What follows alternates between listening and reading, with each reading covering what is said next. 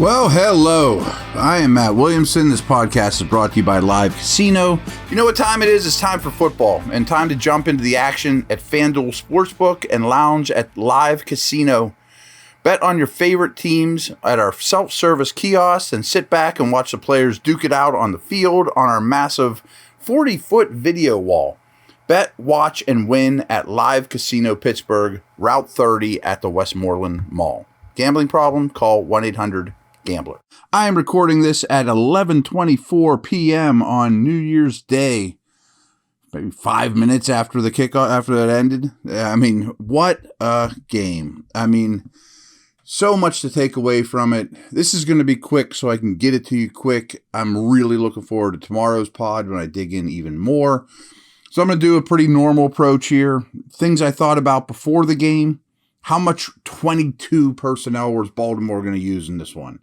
2 backs, 2 tight ends, just 1 receiver. Sure looked like the whole game. I mean, they just don't even mask it anymore. They used an inordinate amount against the Steelers the first time around. It looked like just as much because it's all they can do, and they're really good at it. So my question then, again, this is my pregame thoughts. You know, would it be 3 linebackers together, 3 inside linebackers together behind a front 5, 3 safeties, 1 corner? Well, the Steelers basically played a 6-2, it looked like, from start to finish, which is rare. I mean, 4 300-pound types, your 2 edge guys, 2 inside linebackers, a lot of Mark Robinson, it looked like. Well, more Mark Robinson than usual. Love it. Again, a big key to me here was make Huntley throw from the pocket. I'm not going to say that really came to fruition. He was often rolling out. You know, it amazed me how much of a one read and run guy Huntley is. He's not a very good player. I mean, he just isn't. And I'm not taking anything away from the Steelers here. I mean, they planned accordingly. They had some problems getting him on the ground with that heavy personnel. But he is, I feel like they coach him to see the read, if not run. I mean, it's really that simple. And I think the Steelers had a good beat on that as well. I also wondered how much blitz would we see on true passing downs or when he's in the shotgun. Not nearly as much as I thought. It worked out, but I had some issues with that. I mean, the Ravens are the most blitz team in the league. We'll get to some of that as the game goes on, though. Even with Lamar, but Huntley's particularly terrible versus blitz. They didn't stress him a lot with different exotic blitzes. That surprised me a little. On the other side of the ball, no Calais Campbell, no Peters. I was real curious, you know, Ravens points allowed per quarter. We talked about that a lot. Well, kind of came to fruition. I mean, they were awesome in the first quarter, awesome in the second quarter, really, really good in the third quarter, bad in the fourth quarter in terms of points allowed all year. Well, kind of held up. I mean, this is a trend with the Ravens D. Would the Steelers stick with the run? I chuckle. Yeah, they sure did. And were unbelievably good at it. If you told me pregame the Steelers would run the ball half as well as they did, I would have said, oh, I'll take it. I mean, that's probably the best run defense in the league. And they face the fewest carries in the league because people just scrap it. Again, pregame thoughts. What would Roquan's impact be? Didn't stand out. Again, I'm just recording this after watching it on TV with my lazy boy. He didn't stand out in a massive manner like he did in the first game. How about more Freiermuth? Yeah, seems to be a trend. You know, I mean, that's Kenny's favorite guy, and I get it. I think Freiermuth's their best offensive player. Not by leaps and bounds, but he continues to make plays. Nice that they have a middle-of-the-field presence. Would they attack Humphreys again? No, they didn't. I mean, they attacked Humphreys like crazy in the first matchup, deep down the field. I have some issues with that. Get to some of those things, but they were not attacking him regularly, especially on sideline type routes like they did last time around. Can Pickett win this game? Was one. I mean, I'm just reading this verbatim. Trust me, I don't go back and tweak my notes post game to make them fun. Yeah, I think he can. Twice in a row now. Pretty nice. Can they force 3 corners onto the field? It doesn't look like that was a priority. I mean, their corner depth without Peters is real rough. And they, last game against Atlanta, who just runs, as you know, a third corner never saw the field for the Ravens. So They had an injury there for a bit, but I am curious to see what their snap counts are for corners. I bet their third corner played very, very little. I don't have a lot of early game notes. You guys watched it. It was back and forth. It was Ravens Steelers. I mean, all these games are remarkably similar. I picked the Steelers to win this game 13-12. When I was on the pregame show with Jerry Dulac and Mike Pursuta, I said, I feel like the first 1-15 wins. Now, I'm not patting myself on the back here, but I think we kind of nailed it. And I don't think you need, my thoughts on that. That's just what these teams are right now. I mean, they always are, but how they're currently constructed, it's more grinded out than ever. Big drive down, to start this game. Phenomenal drive. 8 minutes of play almost. But I had a note even then, still lots of getting cute in the red zone. You're running the ball well. They don't do a lot of bread and butter stuff in the red zone, in the goal line. So that's a bit of a trend throughout the year. Well, it's definitely a trend throughout the year. Stevens was the one that got injured to the hand. He didn't miss a lot of time. He's their second corner. So a couple other notes here. Seymour replaced Stevens, but not for long. I have a big note here. Deep into the first half, losing hidden yardage. And that was even before a couple of, the big penalty and hidden yardage in this game. And what I mean by hidden yardage is special team stuff, penalties, things of that nature that don't always show up in the scoreboard or on the box score. But they were losing the hidden yardage. And they pretty much did start to finish in this one. Costly penalties, field position. And usually that team in this game, in this type of game, loses. So then, it's 3-3. And Steelers have another drive, moving the ball really well. And Bosworth comes out, smashes one into the upright. Now... that was a crucial play in this game, and they got away with it. And I read, that Boswell after that miss, was 15 of 22 for the year between 40 and 49 yards, which is the worst percentage in the league. But this is a game of inches, and, I mean, has Bos been great this year? No. He's been problematic. Am I particularly worried about him? No. If that one goes 4 inches to the left, it's a field goal. If it goes 4 inches to the right, it doesn't hit the upright either. He missed it. It wasn't a bad miss. Game of inches. He gets the benefit of the doubt from me. He just does. But that was one of the biggest plays in the game before the final drives. I also made the note here, too. I'm starting to get a little frustrated because the Steelers are running the ball well. But I wrote down, any play action? As well as they ran the ball, and as well as the offense was top to bottom, in general, especially the run game, of course, wasn't there 10 opportunities there for play action, deep post, or play action, crosser over the middle when the linebackers bit? I thought there was more opportunity for big pass plays based off this power run game that was dominating a great run defense. So, again, got some good field position there for the Ravens. They started a drive at the 38. Again, I'm hidden yardage. Where these teams are starting drives, things like that is big. 2 minutes left in the half. That's about where I'm at in the game here, just with different notes. Made a little note. Robinson, the linebacker, flashes. Misses tackles, but this is a great opportunity for him. The 6-man front. He doesn't have to read as much, although the Ravens are a complex offense. They're probably telling him, run around and make plays. Be an athlete. He plays downhill and, pretty well protected in a situation like this. So he flashes. I mean, I'm intrigued. I'm excited about Robinson. And then here's the play of the game at this point. It's 3rd and 16. 22 seconds left from the 22-yard line. Short run to Dobbins. They're basically waving the white flag. They're going to punt. And then the flag on Cam. Brutal. I thought it was a horrible call. Should Cam be smarter? Does he understand how the series works, how teams try to bait you to do these things? Of course. But I really don't think he did anything wrong. Like, I don't think 9 out of 10 times a flag comes out or should have come out from that. And it's half the distance to the goal. And then, boom, 11 seconds left. Touchdown to Likely.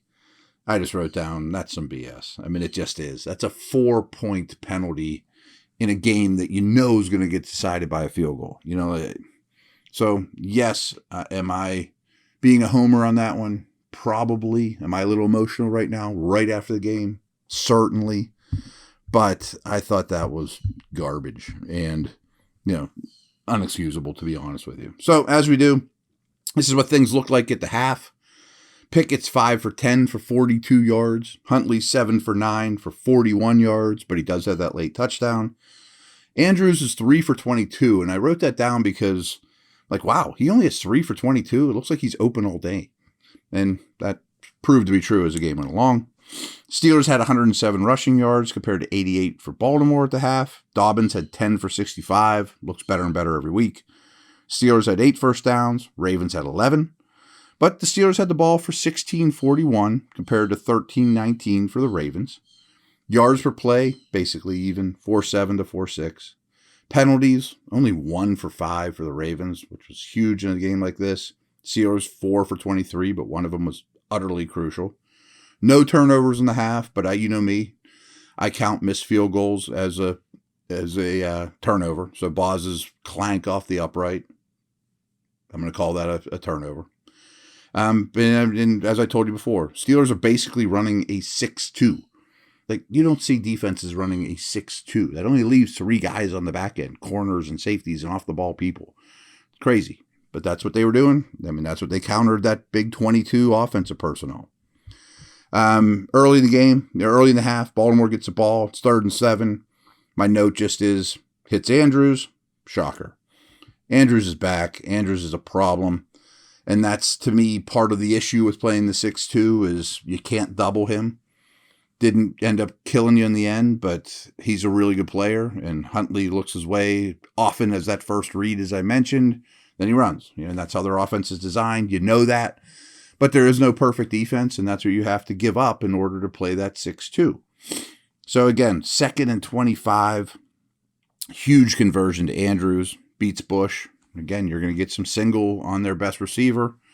Huntley made enough throws to answer, And then I said there's just no answer for Andrews, and the big defensive front not always able to run with Huntley to get him down.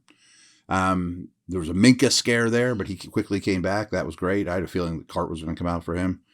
But again, that 6'2", you have a lot of 300-pounders trying to chase Huntley. That was a bit of an issue, too, with the scheme. But overall, the 6'2" thing worked great. Andrews gave you problems. Getting Huntley on the ground at times gave you problems with slower people than him. So we're rolling along here, and I don't want to bring down the room, but this is just a theme with this team, and this is when I was starting to get a little frustrated, was Pickett's playing well. I really like what he's doing at this stage of the game. We're pretty deep into the 3rd quarter at this point. And my note is Pickett's playing really well, encouraging, looks like a bright future, but he has 68 passing yards. It's just a theme this year. They just need so many plays to score points. It feels like they play to get to 3rd and 3. I often tell you guys, 3rd downs are, problems. You need to get first downs on the first 2 downs. And I think they need more Pickens. I think they need more play action.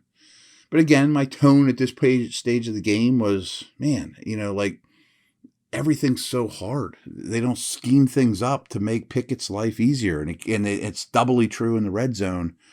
And even when the game's done, we'll get to the final stats. Pickett played really well, but throws 1 touchdown and hardly has any yards. You know what I mean? It's just odd for the NFL. It's a problem. I had a big note here too. As this game goes on, Watt looks more and more like himself. I mean, this has not been the greatest opportunity of 4 games, let alone this one in particular, to rush the passer. There are not a lot of 7-step drops and things like that. or even pass plays in general, but Watt's looking more and more like himself. Really like that. So again, we're driving, this is pretty deep into the, we're almost in the fourth quarter here. And I write the note, have they taken any deep shots this entire game, Steelers? They're running the ball incredibly well. And I think the answer is no. Has there been any play action? Maybe one or two, but I'm going to try to watch that, on a second viewing. Zero or very, very little play action. Like, I just don't understand it. When you're doing something well, take it to the next level. Use that as a stepping stone for the next thing. And that's my problem with the offensive coordinator, frankly. My note here is just Najee's just proving to get really tough to get on the ground. I mean, he looked great start to finish, but by this point in the game, he's really starting to take over, and he looks like a first-round pick for the first time in a while, where give it to him, get some of that Bettis feel where he's just hard to get on the ground. And then, this is where they end up getting a field goal and make it 13-9, closing in on him a little bit. And I said, great drive, but at least throw one in the end zone. I mean, last game they threw one pass in the end zone. This game, it took a long time before they threw a ball in the end zone. I don't think that's that much to ask. Consistently putting Pickett in brutal red zone situations. So at this point, I'm a little down. I'm a little worried that this game is getting away from him. And my sentence I wrote was just, I hate to say it, but the missed Boz field goal, which hit the upright, game of inches, and the awful call on Cam is the difference in a very evenly played game. But that's the room for error Pittsburgh plays with on offense. It's just, you're walking the razor's edge with the way you play on offense. And then huge kickoff return by Hill. And I'm like, oh, man. Starting the drive at the Steelers' 40. Again, hidden yardage. They won that in a big way, Baltimore. And this was another example. But then we're starting to really see some clutch defense. Watt really showing up. 3rd and 12. Edmonds makes that huge play as soon as the ball hits his hands.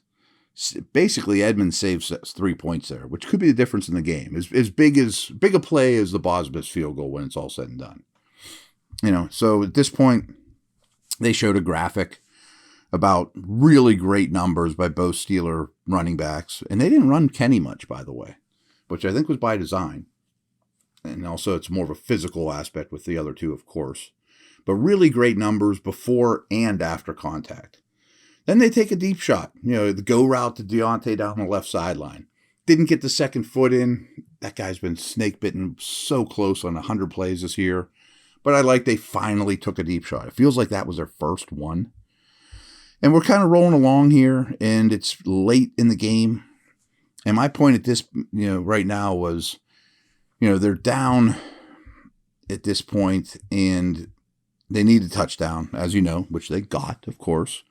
And the thing I wrote was feeling really good about the Steelers' defense right now. I don't think the Ravens are going to move the ball with much consistency at this point. I thought the D really started to take over more and more and more as the game went over. But my note was, but I don't think there's enough time for 2 long field goal drives. At that point, I just had no faith in this team to score touchdowns, which I think is warranted. And then, of course, we saw what happened, which was phenomenal. And it's a second week in a row that the rookie quarterback has come up extremely clutch when you needed him most, throwing the ball in the end zone, making a play. 3rd and 8 from the 11. He eludes a free rusher. As I've been telling you, he is unbelievably good at that, and he's a much twitchier athlete, I think, than any of us thought.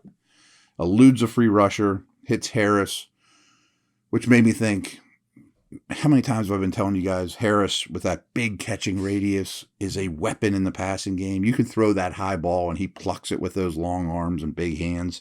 Perfectly done. Beautiful play. Really was. A beautiful play. And extremely encouraging. Really something to build on. So I'll be back with some final thoughts. My stock up, stock downs are pretty minuscule. I don't have a ton else, but back in a minute.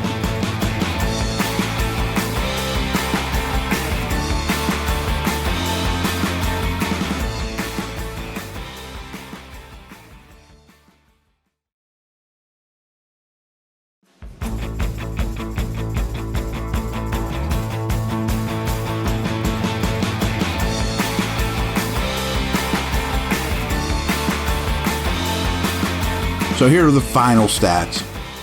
Again, I'm very fond of Pickett, don't get me wrong.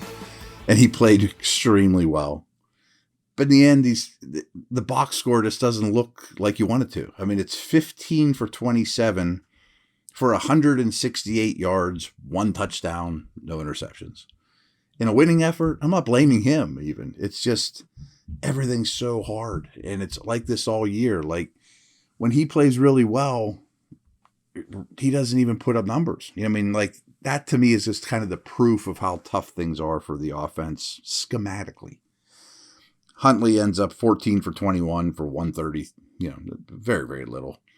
A touchdown and an interception. Najee, 22 for 111. Warren, 12 for 76. Dobbins played really well, 17 for 93. Andrews was a stud. And we talked about that earlier. We explained that away, but that's a problem. But 9 for 100. First downs in this game, Steelers got 22. Baltimore only had 15. Third downs. Again, the Steelers have been great on third downs. 10 of 16. Meanwhile, Baltimore was 5 of 12. Pretty crazy. So Warren Sharp does, I quote him a lot. He's a stat guy. And it was deep into the third quarter, and he sent out a tweet saying, the Steelers' average distance to go on third downs tonight is only 3.9 yards. That's the shortest to go of any team this entire week. And their early down running back runs are averaging 5.6 yards per carry. So I get their strategy, and I'm not being critical of this part. I mean, they're running the ball well, but they're getting to 3rd and 3, which is a very makeable down distance, and they continually do well on third downs, 10 of 16. But that's a hard way to live. It just is. The league shows that it's hard to hit 500 on third downs. And they've done it for over a month now, which is remarkable. Total plays. This was kind of mind-boggling. 70 total plays against 50 for Baltimore. That's winning football against a team that almost always at the top of the league in total plays, the Ravens. Yards per play. It's never going to be high for this team. They don't ever hit a 20-yarder. They don't ever hit an 80-yarder. 5 flat versus 4-8. Time of possession, though, 34-14 versus 25-46.